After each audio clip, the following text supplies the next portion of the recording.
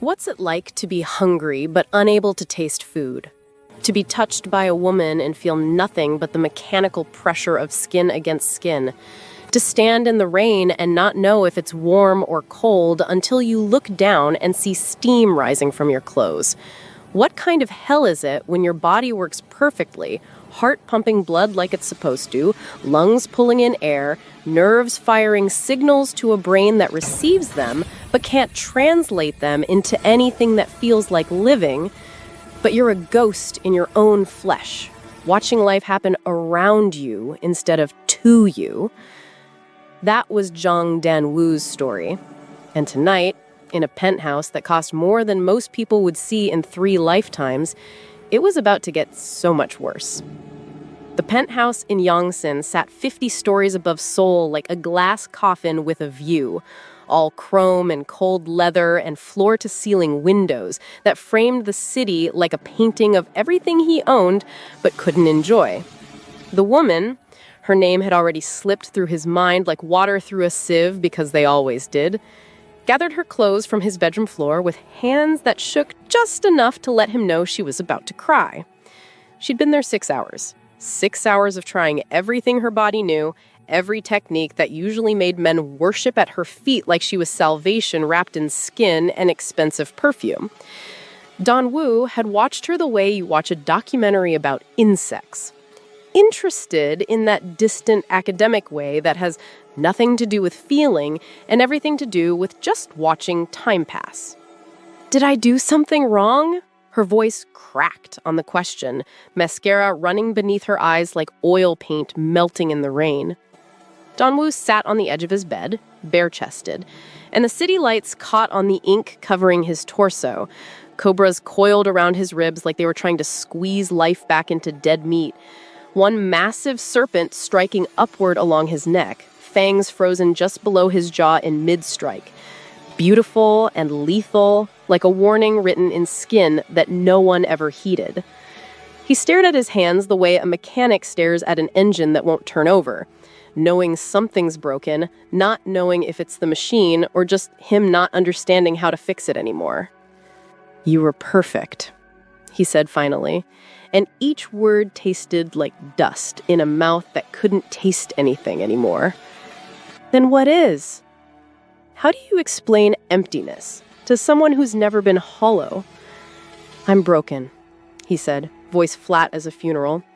"In ways you can't fix. In ways nobody can fix." She left without another word, heels clicking against imported marble like a countdown to nothing. The moment she was gone, Danwu walked to his kitchen, all stainless steel and sharp edges, and pulled out a knife. German steel, the kind that costs more than most people make in a week, sharp enough to split atoms, if atoms had skin. He dragged it across his palm in one clean line and watched blood well up, red as all the promises no one keeps. He felt absolutely nothing. Not pain, not even that basic animal response to tissue damage, just the visual confirmation that yes, his body still bled, even if it couldn't feel a goddamn thing. "Jesus Christ, Hyung!" Min-jae's voice cut through the silence like a prayer that arrived 3 hours too late. Danwoo's younger brother stood in the doorway, still wearing yesterday's clothes, eyes red-rimmed from whatever combination of worry and exhaustion had become his default expression. 3 years sober, and Min-jae still looked like he was one bad day away from falling off the wagon. "We talked about this. You promised me one more try." "I've tried 18 therapists, Min-jae. Tried medications that turned me into a walking zombie. Tried experimental treatments that cost more than most people see in a lifetime. They all say the same thing. The bullet that was supposed to kill me 9 years ago damaged my limbic system. The parts of my brain that process pleasure and satisfaction got blown to hell and back.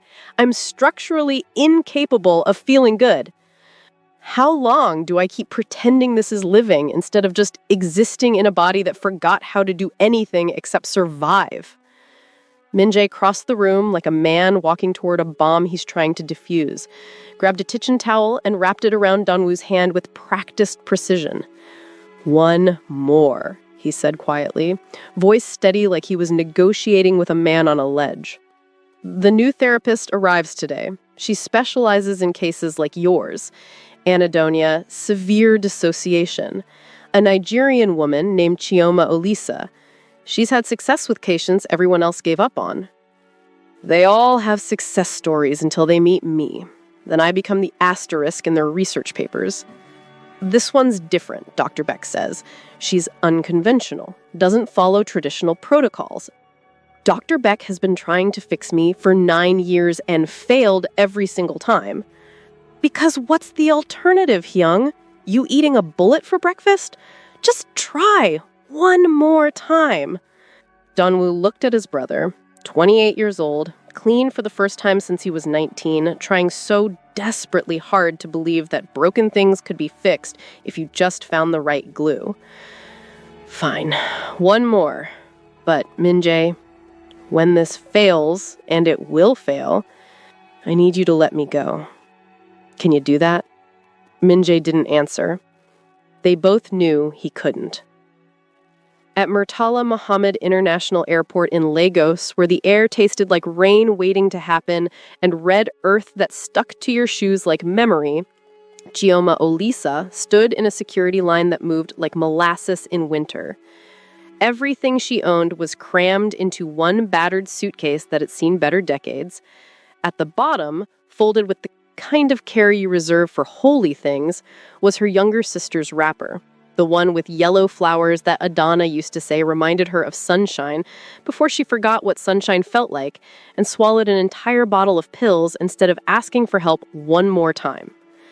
6 months since the funeral, where Chioma had stood in the rain and wondered if God was crying too, or if the universe just didn't care. 6 months since she found her baby sister's body in the bathroom, pills scattered across the floor like fallen stars that had forgotten how to shine. 6 months since she read the note written in Adana's careful handwriting. I'm tired of pretending I feel things I don't. I'm sorry I can't be fixed, sis. I know you tried. Chioma had screamed at that note like screaming could resurrect the dead. I studied for this. I specialized in depression and dissociative disorders. Why didn't you let me help you? But the dead don't answer questions, and guilt makes a home in your bones whether you send it an invitation or not. Soul wasn't destiny calling her name. It was an escape wearing a professional smile. When the recruiter from Hunseng Psychiatric Institute had reached out, offering to cover her flight, provide housing, handle all the paperwork, Chioma had looked at her bank account. 32,000 naira. Barely enough for 2 weeks' rent in Lagos. She said yes before the recruiter finished explaining the benefits package. She just needed to be somewhere that wasn't Lagos, somewhere that didn't smell like Adana's shea butter perfume everywhere she turned. 15 hours later, jet-lagged and disoriented, Chioma stood in Dr. Baek Ji-won's office at Hansong Psychiatric Institute. Dr. Baek was beautiful in that precise Korean way. Skin like porcelain that had never seen a pore, hair that fell in a perfect black sheet, and a smile that didn't reach anywhere near her eyes. Your credentials are quite impressive, Dr. Olisa. Johns Hopkins for your doctorate, specialized training in anhedonia and trauma-induced dissociative disorders. Dr. Baek tapped perfectly manicured nails against the file folder. But our clientele is particular. Elite Korean families. Old money. They have certain expectations about their healthcare providers. Chioma had heard this song before, the polite Korean way of saying, "You're black," and our rich clients might have a problem with that. Suffering doesn't check passports at the door, Dr. Baek, she said, keeping her voice professional but firm. Pain speaks every language fluently. And respectfully, if your elite clients are hurting badly enough, they'll take help from whoever has the skills to provide it. Something flickered across Dr. Baek's face. Maybe surprise or irritation. We'll see. I'm assigning you to our most challenging case, Jang Dunwoo. He's been my patient for 9 years. Severe anhedonia following traumatic brain injury. He's very special to me. The way she said special made something in Chioma's chest tighten. I've invested significant time and personal effort into his treatment. Professional boundaries existed for a reason, and Dr. Baek was tap dancing on that line in 4-inch heels. What therapeutic approaches have you tried with him? Everything modern psychiatry has to offer. SSRIs, SNRIs, atypical antipsychotics, electroconvulsive therapy, transcranial magnetic stimulation, ketamine-assisted psychotherapy. Nothing works. His condition is permanent. Dr. Baek's eyes went hard as diamonds. I'm only assigning you to him because our board insists on trying new approaches. But Dr. Elisa, don't give him false hope. That's crueler than honesty. Help him accept his reality. Chioma studied the woman across the desk, saw something hungry and possessive lurking beneath the professional veneer.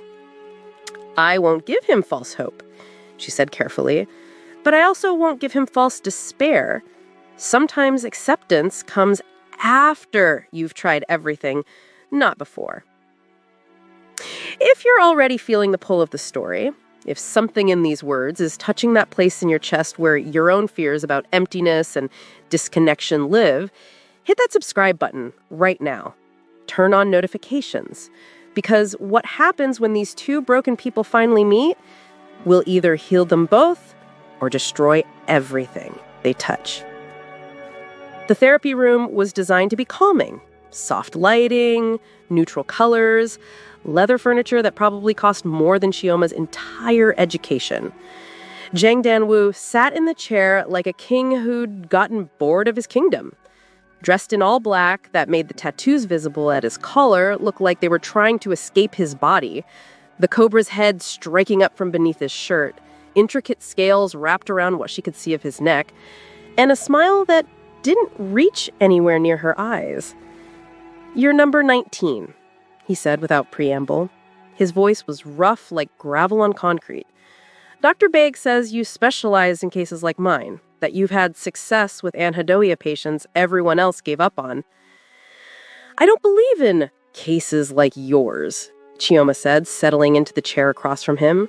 Every brain is different. Every trauma leaves its own unique fingerprints. You're not a category or a diagnosis. You're a person, a human being who's suffering." Poetic. Wrong, but poetic. He studied her with those empty eyes. "I can't taste food. Everything tastes like wet cardboard. Can't feel physical pleasure or pain. I could break my hand and not know it except for seeing broken bones. Can't experience joy or sadness, no anger, no fear, nothing. I'm a ghost driving a meat suit. So tell me, Dr. Elisa, what's your miracle cure for a man who's already dead but forgot to stop breathing?" "I don't do miracles," Chioma said, leaning forward slightly. "I do work. The hard, uncomfortable, sometimes painful kind that most people quit halfway through because it's easier to stay broken than to fight for healing when you're not even sure healing exists anymore.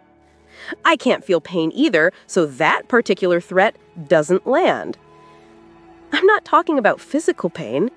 I'm talking about the pain of remembering what it felt like to be whole, the pain of hoping things might get better and being disappointed again, the pain of trying and failing and having to wake up the next morning and try again anyway. That kind of pain. Tell me about before the injury. What did satisfaction feel like back when you could still feel it?" Something flickered in those empty eyes, surprised that someone would ask about ghosts instead of trying to exorcise them. Why does it matter what it used to feel like? That person is dead. He has been for 9 years. Humor me. Dan Wu was quiet for so long, Chioma thought he might not answer. Then, so quietly, she had to lean forward. "My mother made kimchi jjigae every Sunday. She'd start early in the morning, let it simmer for hours until the whole house smelled like home, like family, like everything good that exists in the world. The first bite would burn your tongue, not in a bad way, but in that way that wakes you up, makes you pay attention, makes you feel alive, like your taste buds were throwing a party and everyone was invited." His voice went distant, hollow. "I haven't tasted anything in 9 years. Not her food before she died." not expensive whiskey, not even my own blood when I cut myself, just to see if maybe this time the pain will register. Close your eyes, Chioma said. What? Close your eyes. Describe the kimchi jjigae. Not how it tastes now. You can't taste now. How it tasted then. Every single detail you can remember. Dan-woo closed his eyes and Chioma watched his face carefully.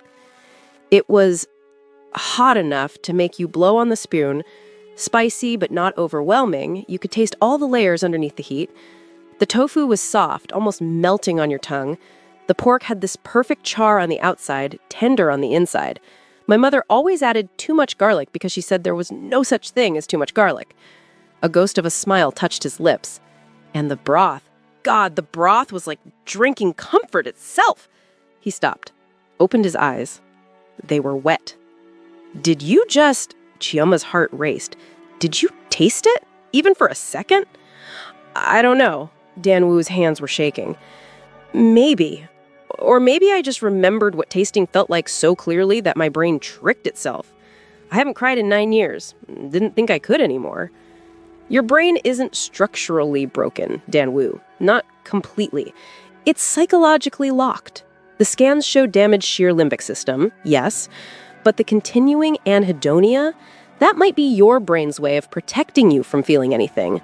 Because feeling means vulnerability, and vulnerability is what got you shot. She paused. We're going to teach it that feeling is safe again. Memory reconsolidation therapy. Your brain can't access pleasure directly anymore, but it remembers what pleasure felt like. We're going to build a bridge from memory to present experience. And if it doesn't work, then we try something else. But Dan-woo, you have to actually want this to work. Want to do the work even when it's hard. Dan-woo looked at her for a long moment, and something shifted in those empty eyes. Not hope, exactly. More like curiosity.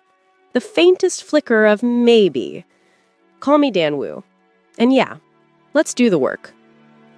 Over the next 8 weeks, something impossible happened. Chioma rebuilt Dan-woo's world one memory at a time, and slowly, so slowly it was almost imperceptible at first, he started to feel again. Week 1, he could access maybe 5 seconds of remembered sensation before it faded. Week 2, 10 seconds. Week 3, he started noticing patterns. When Chioma was in the room, guiding him with her voice, the memories came easier, lasted longer, felt more real. Her presence became an anchor, a safety signal that told his knockdown nervous system it was okay to open the doors just a crack. Week 5, they had their first real breakthrough. Dan-woo bit into samgyeopsal at his favorite restaurant, while Chioma described the taste using his own memories as a template. Something clicked, like a key finding the right lock. For maybe 30 seconds, he actually tasted it. Not perfectly, not like before, but enough to know it was real pork, real salt, real smoke. He grabbed Chioma's hand across the table without thinking, squeezed it hard. Holy Catholic Church, he whispered, tears running down his face. I can taste it! Oh my God, Chioma, I can actually taste it! The waiter stared. Other diners whispered. The serpent of Yongsan crying over grilled meat. But Dan-woo didn't care. For the first time in 9 years, food tasted like something other than textured nothing. Week 6, the dependency started forming. Dan-woo began calling Chioma outside of sessions. I'm having dinner with Min-jae. Can you walk me through it? She did at first because it seemed like therapeutic progress. Then it became every meal, every business meeting, every moment when the numbness started creeping back. He couldn't access the memories anymore without her guidance. She became the bridge between numb and alive. Min-jae noticed first. Young, this isn't healthy. You're not learning to feel on your own. You're learning to feel through her. What happens when she's not available? She won't leave. She's my therapist. No, Min-jae said quietly. That's what drugs do. They're always there when you need them until they're not. And I would know. But Dan-woo didn't want to hear it. For the first time in 9 years, he felt almost human. Week 7, Dan-woo invited Chioma to his pet house for dinner, not as therapy, as something else. She knew she should say no, but when she looked at him, she saw Adana, that same desperate need to feel, that same cliff edge between trying and giving up. She had failed Adana, Maybe saving Danwoo could redeem that. The dinner was Nigerian food.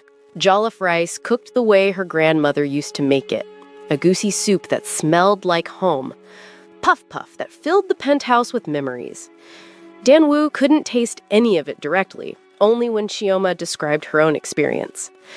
"Tell me about the first time you had jollof rice," he said, watching her with intensity that had nothing to do with hunger. She closed her eyes. "I was 6 years old, my grandmother's kitchen in Lagos. She cooked over firewood. The smoke got into everything, your clothes, your hair. The rice was red as blood, every grain separate. She'd give me the crusty bits from the bottom. They'd crunch when you bit down.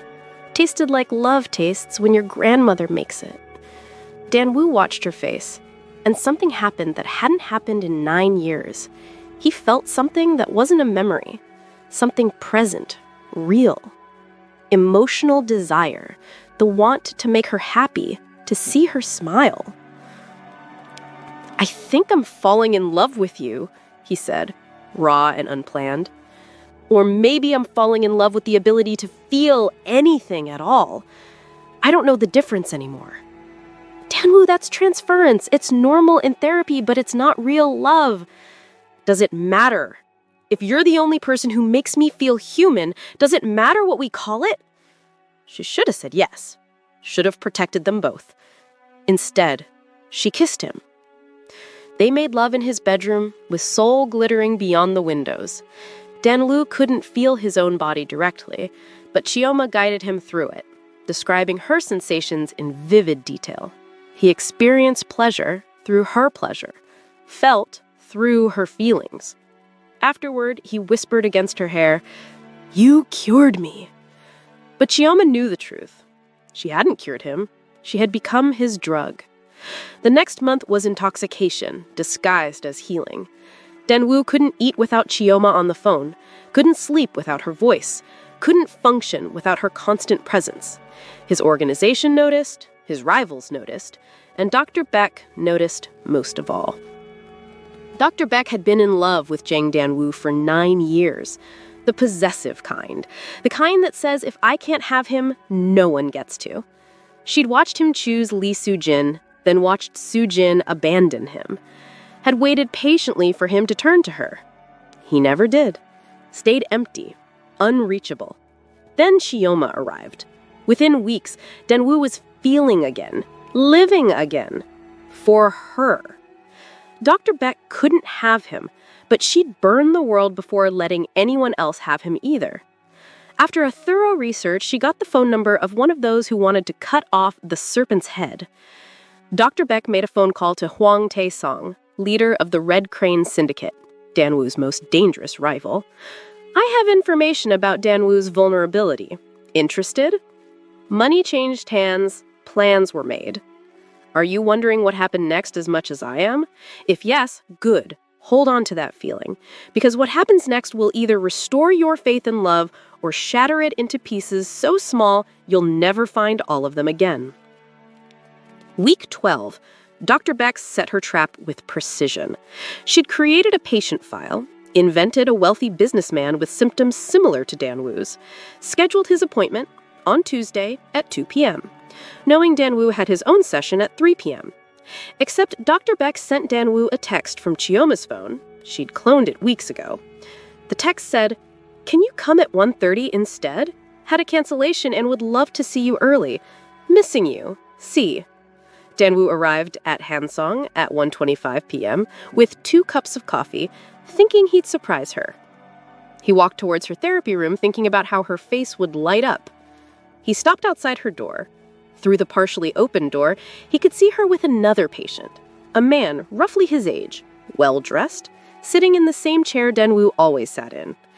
And Chioma was using the same techniques, the same gentle voice. "Close your eyes. Describe the taste. Not now, you can't taste now.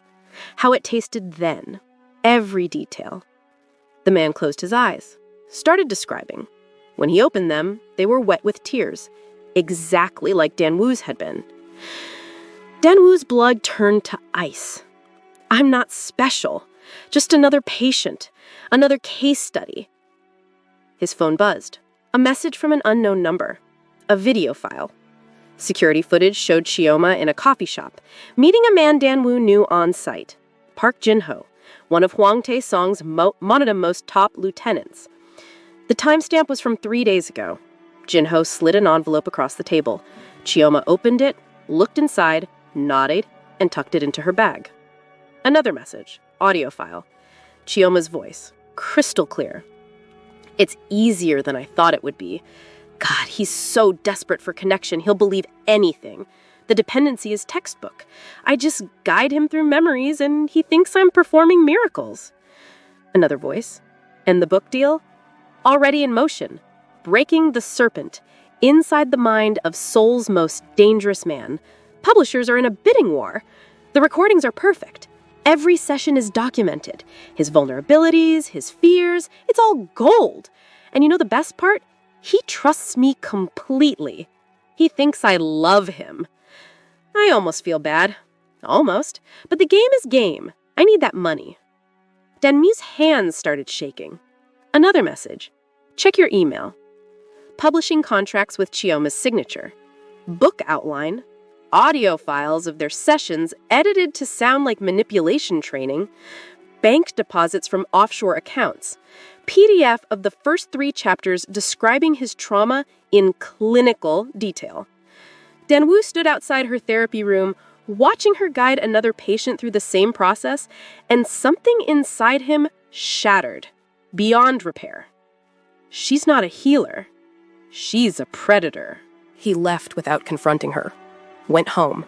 Spent 6 hours reviewing the evidence, looking for any sign it was fake. Found none.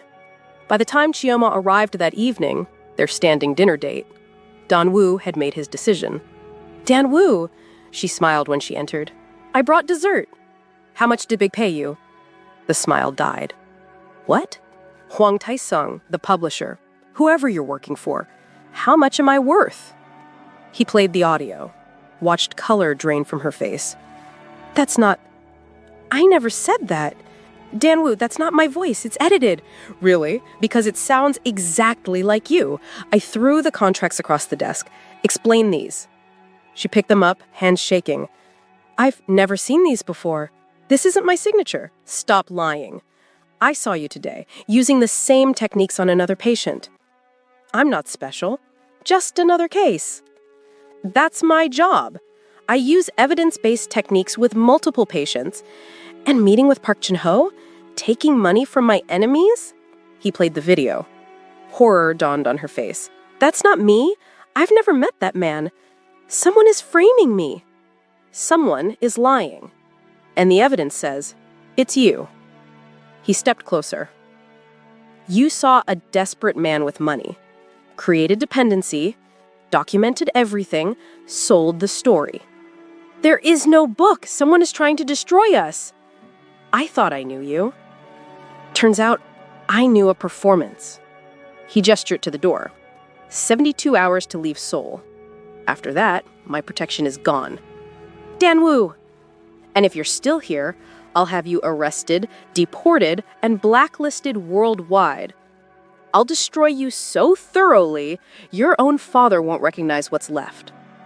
I loved you, she whispered. I still love you. Then you're a better liar than I thought. Get out. The next 72 hours destroyed Chioma's life completely. Dr. Baek had been thorough. Han Sung terminated her employment, license suspended, visa revoked, bank account frozen, evicted within 24 hours. The Nigerian community turned their backs, afraid of association. She had nowhere to go. Mrs. Tochi, a Ghanaian woman with Nigerian parents running a hair shop in Ituan, found her sleeping in a subway station on hour 68. Come, child, we look after our own. Mrs. Tochi gave her a corner to sleep, fed her, and listened.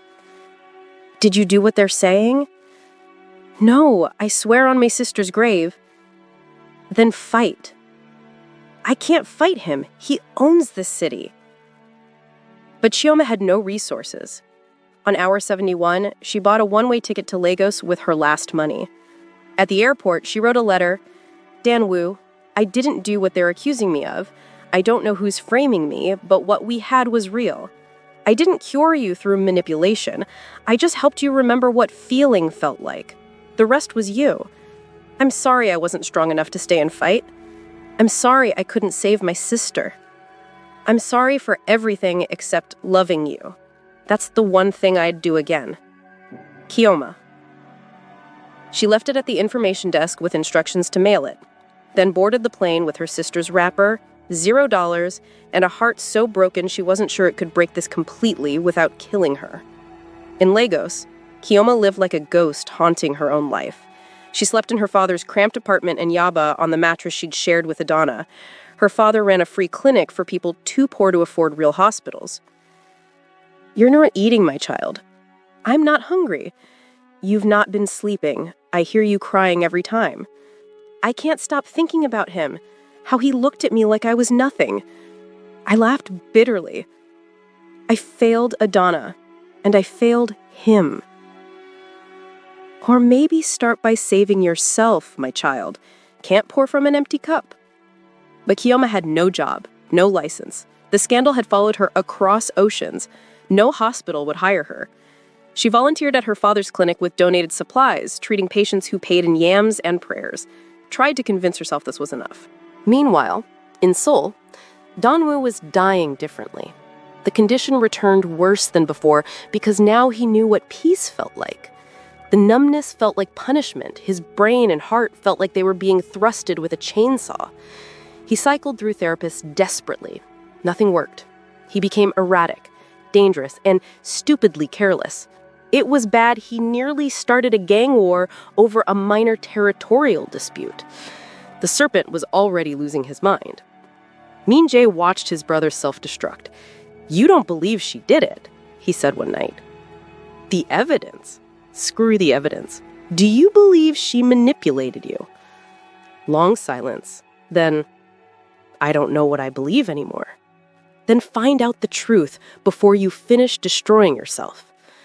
But Danwoo was afraid. Afraid that investigating would prove Chioma innocent. Afraid of facing what he'd done to her. Then Hwang Tae-sung, his worst enemy, struck. Ambush at Danwoo's restaurant. Danwoo took 2 bullets, shoulder and thigh. He went down hard, but this time was different. This time, he felt it. He felt that pain. Oh God, he felt it. Actually felt the pain. Hot and sharp and terrible, and the most beautiful thing he'd experienced since Chioma left. He started laughing as Min Jae dragged him to safety. "I can feel it. I can actually feel it." 3 days later, in the hospital, recovering from surgery, Danwoo had an epiphany. The pain proved his brain could feel. It wasn't structurally broken, it was psychologically locked. Chioma hadn't cured him through manipulation. She'd made the ability to feel safe. "I need to see the evidence again," he told Min Jae. "All of it, and I need our best forensic analyst." 2 weeks later, they found the truth. The audio was expertly edited. Chioma's voice, but words sliced from different sessions, contexts removed. The video was deep-faked. Sophisticated, but fake. The contracts were forgeries. The bank deposits traced to Hwang Tae-sung's shell companies. Security footage showed Dr. Beck copying files from the server room, the same USB drive that was later delivered to Danwoo. "She was telling the truth," Min Jae said quietly. Danwoo's face drained of color. "I destroyed her for nothing." Danwoo's wrath burned the city of Seoul. Dr. Bak's arrest was public and brutal. Danwoo released all the evidence he had gathered proving Chioma's innocence and how Dr. Bak had staged everything. Within 48 hours, she was stripped of her license, arrested for conspiracy and fraud. As for the Hwang Tae-sung syndicate, Danwoo waged the most brutal war in the history of Seoul. The syndicate was ruthlessly dismantled in 3 days. But revenge didn't fix what Danwoo had broken. Peace was nowhere to be found. His mind and heart longed for one woman. He longed for her forgiveness. For a week, he didn't know what to do. Would Chioma ever listen or give him another chance? After digging deep with his vast resources, he found everything he needed to know about Chioma. He flew to Lagos with no plan except to beg. Found her at her father's clinic in Yaba. Small, cramped, poorly ventilated.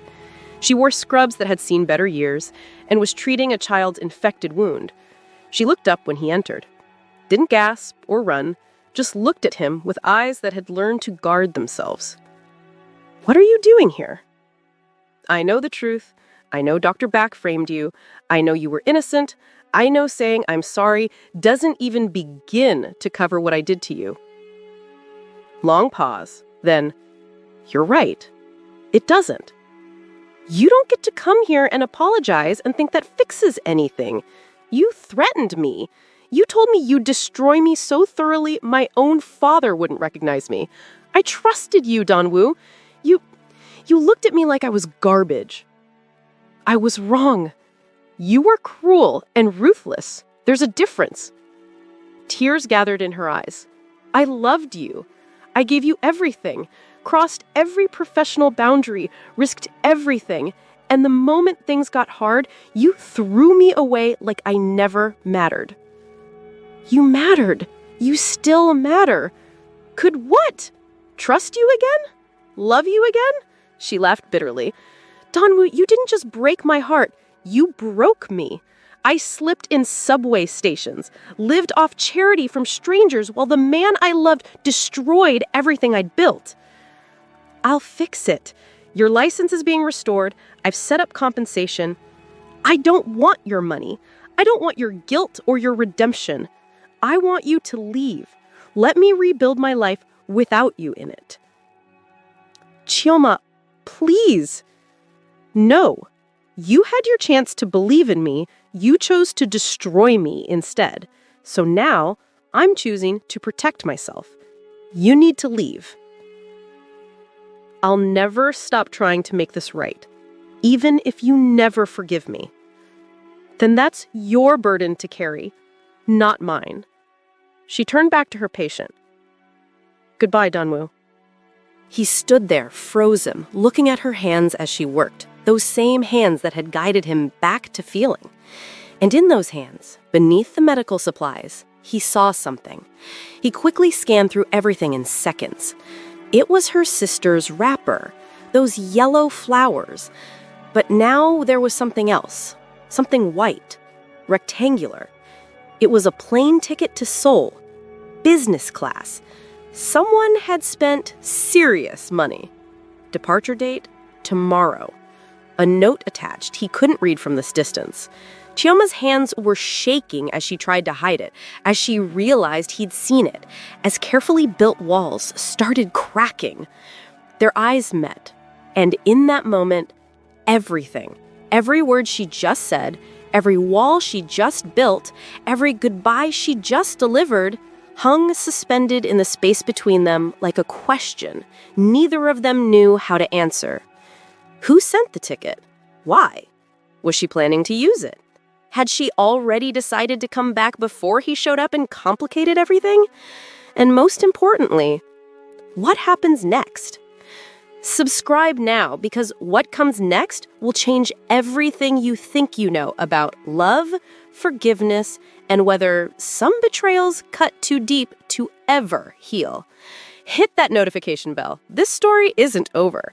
It's just beginning, and you do not want to miss what happens when two broken people have to decide whether to fix each other or walk away forever.